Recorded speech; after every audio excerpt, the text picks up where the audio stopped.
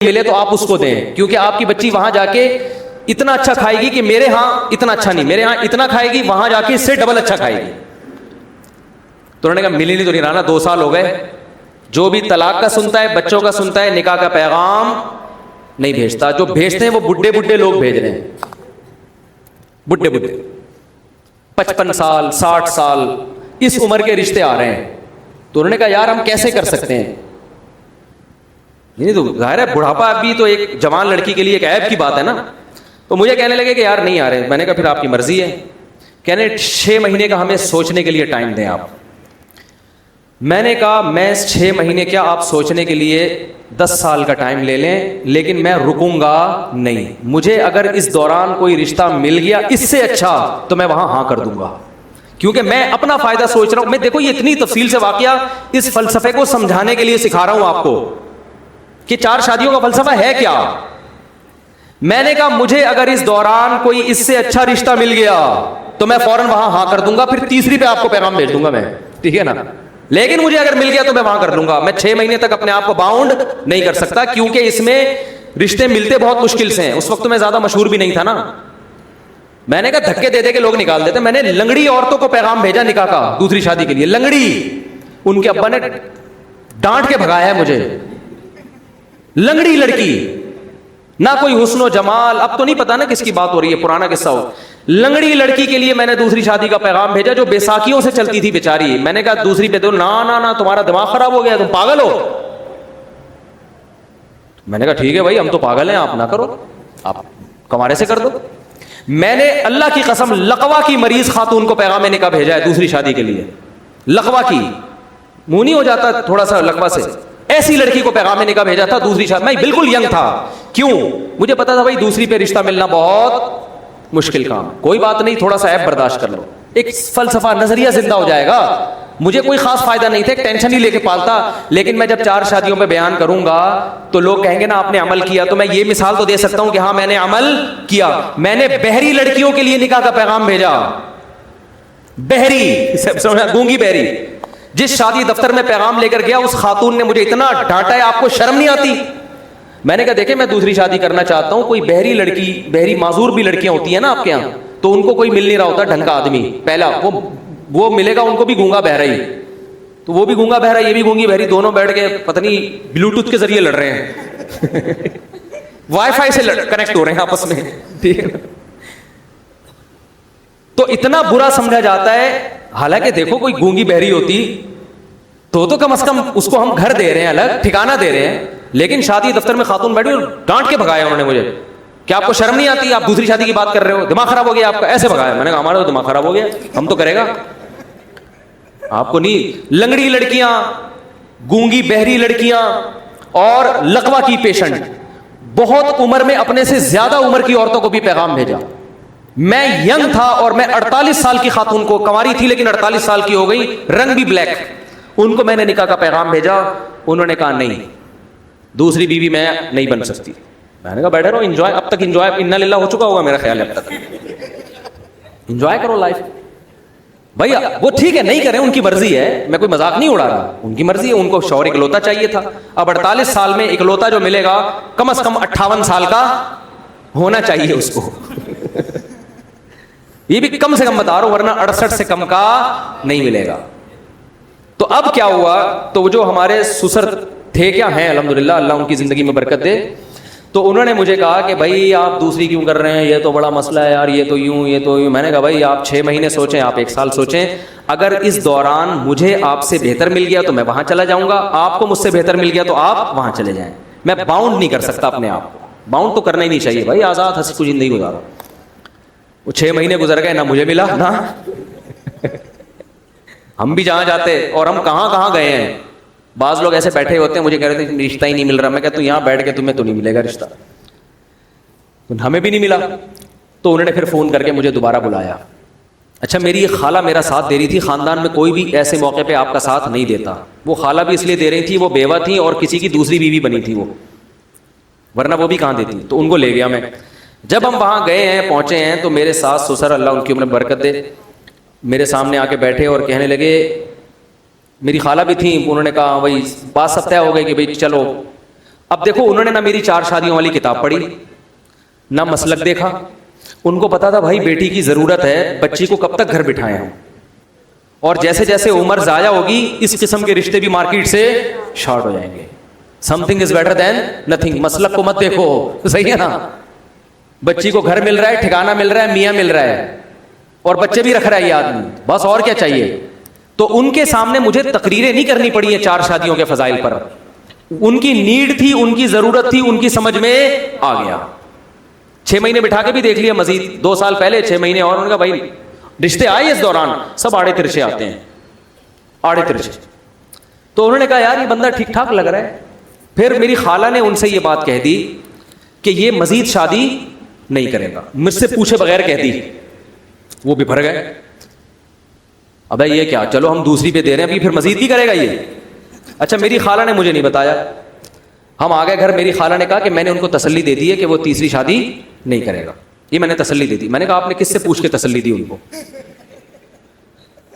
یعنی مجھے پتا ہے تیرا دماغ تھوڑی خراب ہے, تو شادیوں میں شادی کرتا ہے, اور کوئی کام نہیں ہے تیرے دنیا میں. میں نے کہا میں کروں نہ کروں وہ میرا ہیڈ ایک ہے, لیکن یہ کیوں زبان دے دی جا کے, وہ کوئی پوچھ تھوڑی رہے تھے ہم سے. اب میں نے کہا معاملہ ہو گیا خراب, اب اگر میں کروں گا تو زبان کیا ہو جائے گی خراب. تو میں نے کیا کیا, میں نے اپنے سسر کو فون کیا کہ مجھے آپ سے بہت ضروری بات کرنی ہے, یہ نکاح سے پہلے ایک بہت ضروری بات کرنی ہے. اچھا پہلے ان کا فون آیا کہ ہمیں آپ سے ایک بہت ضروری بات کرنی ہے. میں نے کہا مجھے بھی آپ سے بہت ضروری بات کرنی ہے. میٹنگ ہوئی, میں ان کے گھر چلا گیا, اسی طرح آ کے بیٹھا, ساس سسر میرے آ کے بیٹھے سامنے. میں نے کہا پہلے آپ, انہوں نے کہا نہیں پہلے. میں نے کہا پہلے آپ بتائیں. تو انہوں نے کہا کہ ہم آپ سے نکاح نامے پہ لکھوائیں گے کہ آپ مزید شادی نہیں کریں گے. میں نے کہا میں جس ضروری بات کے لیے آیا تھا وہ یہ تھا کہ میں ابھی سے لکھ کے دے رہا ہوں کہ میں تیسری لازمی کروں گا, اسی کی تیسی. میں نے کہا میں کروں گا.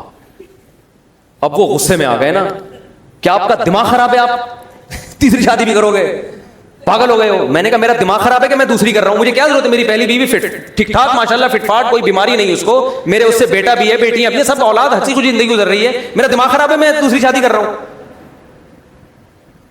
میں نے کہا میں اگر کر رہا ہوں اپنے فائدے کے لیے تو آپ بھی اپنے فائدے کے لیے کر رہے ہیں, تو کل کسی تیسری عورت کو اگر ضرورت پڑتی ہے اس کے فائدے کے لیے میں کروں تو میں وہاں بھی کروں گا.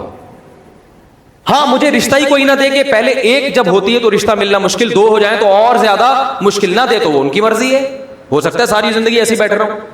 لیکن جہاں آپ کی بیٹی کو ضرورت پڑ سکتی ہے کہ وہ کسی مرد کی دوسری بیوی بن رہی ہے کیونکہ اکلوتے کا آپشن, اچھے اکلوتے کا آپشن اس کے پاس نہیں ہے, تو ایسے ہی کسی خاتون کو فیوچر میں اس کی ضرورت پڑ سکتی ہے کہ اچھے اکلوتے کا آپشن ختم ہو گیا, دوسرے والے کا بھی اچھا اس کو نہیں مل رہا, تیسرا والا اس کے خیال میں بہت اچھا ہوں. میں نہیں کہہ رہا میں اچھا ہوں, لیکن اس کا خیال ہوگا کہ یہ ہمارے لیے تیسری پہ بھی کیا ہے, بہت اچھا. تو یہ ہو سکتا, پھر اس کو انکار کرنا یہ اس کے ساتھ ظلم ہے.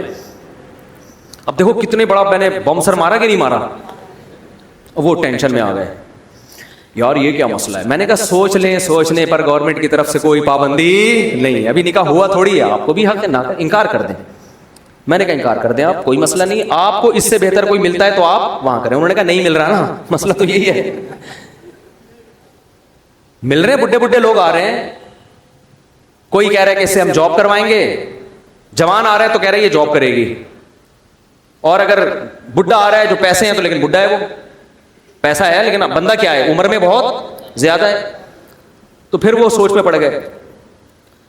تو پھر وہ میرے سامنے میری ساس سے کہتے ہیں کہ اتنی بات ہے کہ بندہ 2 نمبر نہیں ہے. اتنی, یہ لفظ ان کا مجھے یاد ہے کہ جو اس کے دل میں ہے وہ اس کی زبان پر. اور پھر وہ کہنے لگے کہ 1 نمبر آدمی کا ملنا بہرحال مشکل ہے, یہ بندہ میں کوئی گھما نہیں رہا بات کو, اپنی تعریفیں کرنی نہیں چاہیے, وہ کر رہے تھے نا اس لیے میں پارسل کر رہا ہوں. انہوں نے کہا اتنی بات ضرور ہے کہ بندے میں گھما نہیں رہا بات کو, کہ گھما رہا ہے یوں کر رہا ہے ادھر نہیں, ایکچولی دیکھیں گے. وہ سیدھا سیدھا کہہ رہا ہے بھائی جب دوسری ہے تو اسلام میں تیسری بھی جائز ہے. ہاں تو میں نے کہا ہو سکتا ہے نہ بھی کروں, میں رشتہ ہی نہ ملے یا میرا ارادہ بدل جائے, لیکن میں گارنٹی دوں کہ نہیں کروں گا ایسا نہیں ہوتا, تو کروں گا میں. ابھی آپ کے لیے یہی ہے کہ کروں گا.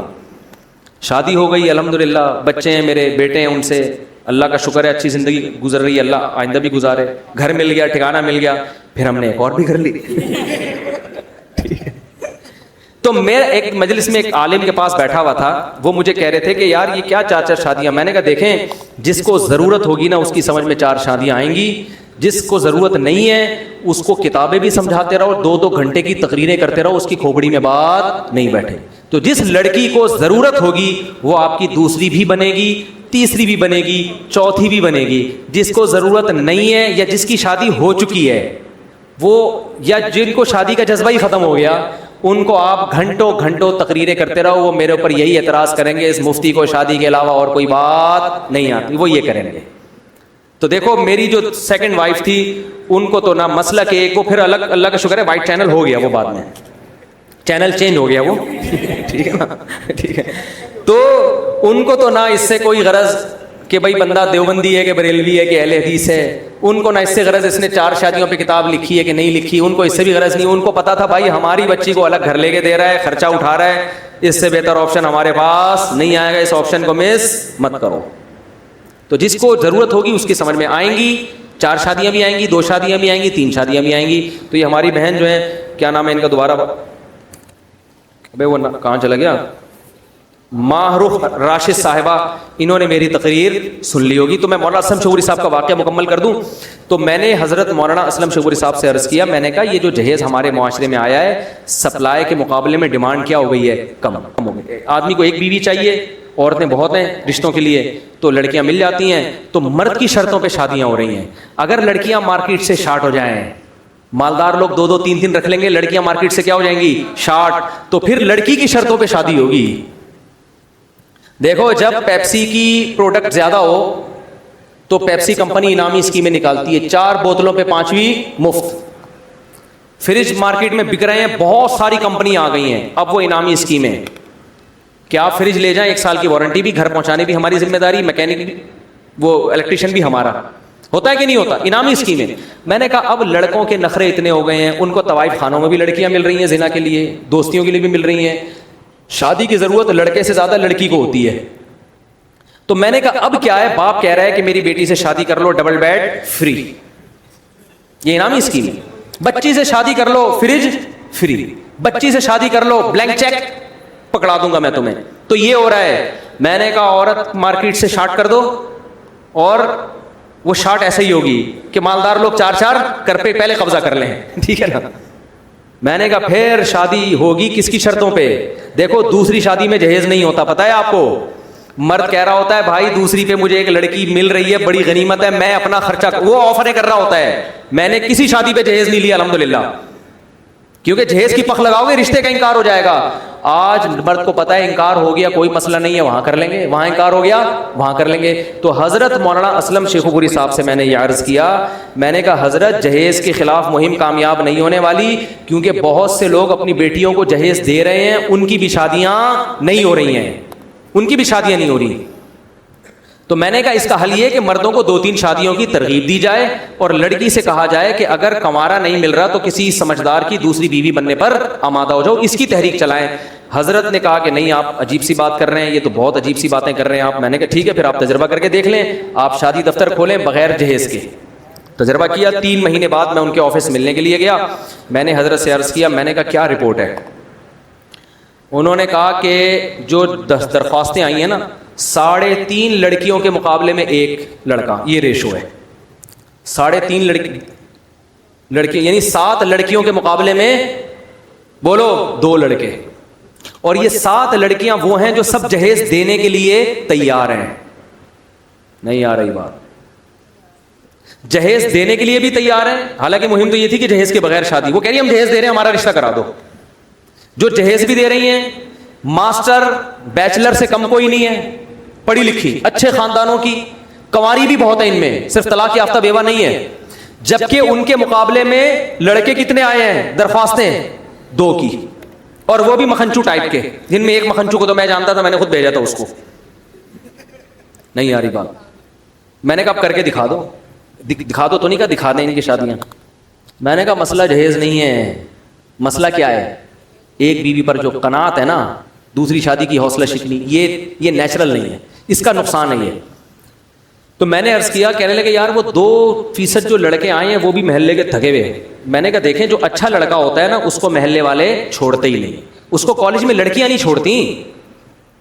جس کے نمبر اچھے آ رہے ہوں, جو اچھا ہینڈسم ہو, وہ تو لڑکیاں نہیں, اس کو تو خود مائیں اپنی بچیاں کہتی ہیں بھائی اس کو پھانسو کسی طریقے سے اپنی بچی کے لیے, اس کو محلے والے نہیں چھوڑیں گے.